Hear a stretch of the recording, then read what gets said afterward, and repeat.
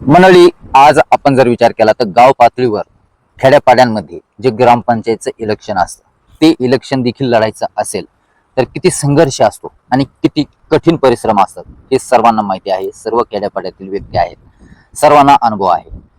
मोठं इलेक्शन एखादं लढायचं असेल ते सोयीस्कर असेल, परंतु सर्वात अवघड इलेक्शन असतं ते म्हणजे गावातील खेड्यापाड्यातील ग्रामपंचायत सरपंच पदाचं इलेक्शन. परंतु जी व्यक्ती पंतप्रधान पदाला जाते, जी व्यक्ती देश चालवू शकते, ती व्यक्ती सहजासहजी त्या पदापर्यंत गेली असेल का? किती संघर्ष करावा लागला असेल, किती मेहनत करावी लागली असेल, रक्ताचं पाणी करून पळावं लागलं असेल, किती यातना झाल्या असेल, किती त्रास झाला असेल. दिवस रात्र एक करून केलेला कष्टाचं फळ असतं कोणत्याही पदावर गेल्यानंतर. पद हे बघायला सोपं असतं, भोगायला सोपं असतं, परंतु त्याच्या पाठीमागचं कष्ट हे सोपं नसतं. आज भारत देशाचे पंतप्रधान नरेंद्र मोदीजी यांनी आज इतिहासामध्ये नोंद केली आणि इतिहास मोडीस काढला. जास्त कार्यकाळ पंतप्रधान पदावर राहणारे श्री नरेंद्र मोदीजी, आज त्यांच्याबाबत आताच्या क्षणाला एक सर्वात मोठी धक्कादायक बातमी समोर येते आणि संपूर्ण देशाला आज हादरून टाकणारी बातमी आज समोर येते. पंतप्रधान नरेंद्र मोदीजी यांनी त्यांच्या या सत्तेच्या काळामध्ये, या 10, 12, 13 वर्षाच्या काळामध्ये अनेक संकटांना सामना दिला होता. कोरोना काळ असेल, युद्धाचा काळ असेल, महागाईची अडचण असेल, त्यानंतर PM किसान सन्मान निधी योजना असेल, महाराष्ट्रामध्ये नमो शेतकरी योजना असेल, लाडकी बहीण योजना असेल, अनेक योजना, प्रधानमंत्री आवास योजना असेल, अनेक अनेक नवनवीन घडामोडी या 10-12 वर्षाच्या कालावधीमध्ये घडत गेल्या. देशाला पुढे कसं नेता येईल, विकासाच्या मार्गावर कसं नेता येईल यासाठी अहोरात्र प्रयत्न करत राहिले. परंतु सत्ता असते, सत्ता ही सत्ताच असते. अनेक पक्ष आहेत भारत देशामध्ये, केंद्र सरकार चालवणारे आहेत, राज्य सरकार चालवणारे आहेत, वेगवेगळे पक्ष आहेत. परंतु अशाच एका धाडसी निर्णय घेणाऱ्या PM नरेंद्र मोदीजी यांच्याबाबत आताच्या क्षणाची सर्वात मोठी बातमी समोर येत आहे. काँग्रेस पक्षाचे आज राहुल गांधी, सर्वांना माहिती आहे, राहुल गांधी वारंवार चर्चेमध्ये असतात, वारंवार काही ना काहीतरी टिप्पणी करत असताना दिसून येतात आणि वारंवार बोलत असताना त्यांच्या तोंडातून चुकीचे शब्द आपण अनेक वेळा गेलेले पाहिले. अनेकांनी ट्रायल मीडिया पण घेतली, नेटकऱ्यांनी देखील टीका टिप्पण्या आतापर्यंत त्यांच्या विरुद्ध केलेल्या आपण पाहिलेल्या आहेत. पंतप्रधानाचे दावेदार होते त्यावेळेला.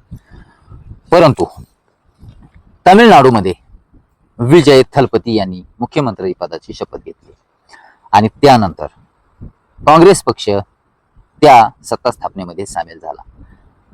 विस्तार देखील झाला मंत्रिमंडळाचा. काँग्रेस पक्षाचे देखील त्यामध्ये अनेक आमदार, खासदार, मंत्री झाले. राहुल गांधी यांनी आज एक मोठं स्टेटमेंट केलेलं आहे श्री PM नरेंद्र मोदी यांच्याबाबत.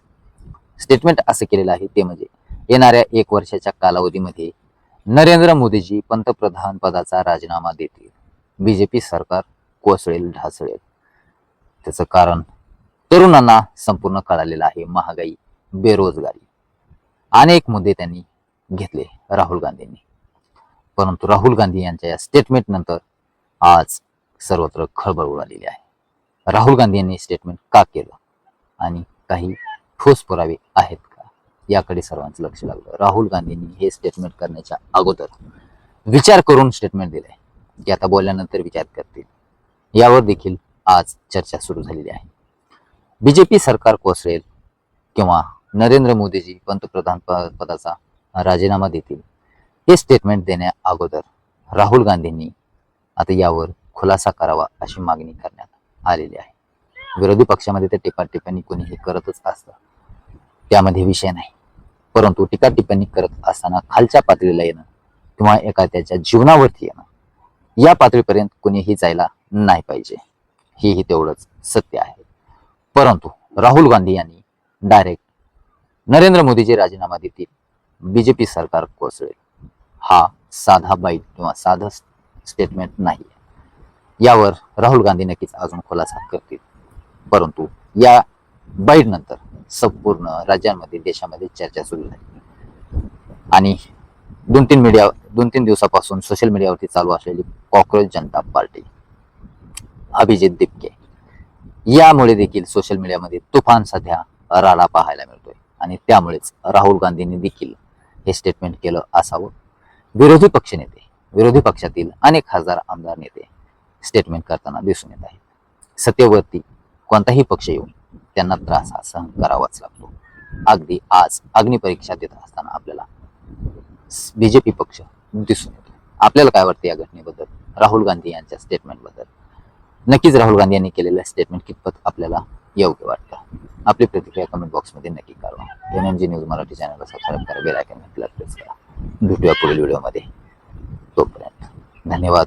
आणि हो, PM नरेंद्र मोदी यांच्याबद्दल 2 शब्द आपली प्रतिक्रिया कमेंट बॉक्समध्ये नक्की कळवा. सुरक्षित देश चालवला असं तर सर्वांनाच माहिती आहे, परंतु असे स्टेटमेंट आल्यानंतर आपण काय सांगाल? कमेंटमध्ये नक्की दर्शवा. धन्यवाद.